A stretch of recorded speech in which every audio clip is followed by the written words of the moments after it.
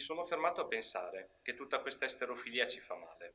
Pensate ai nostri genitori, che cantavano Modugno e Battisti, e noi qui, ad ascoltare i testi di questi artisti, americani, inglesi, canadesi, che non sappiamo neanche pronunciare.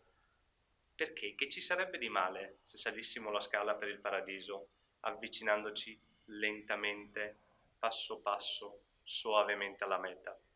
No, donne, non piangete, io sono giovane, selvaggio e libero. Certo, potrei rimanere fulminato, ma sono TNT, sono dinamite e non sono spaventato.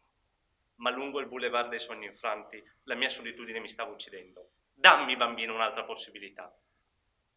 Mi sento sotto pressione, voglio essere libero. Non fermatemi adesso, in questa rapsodia boema.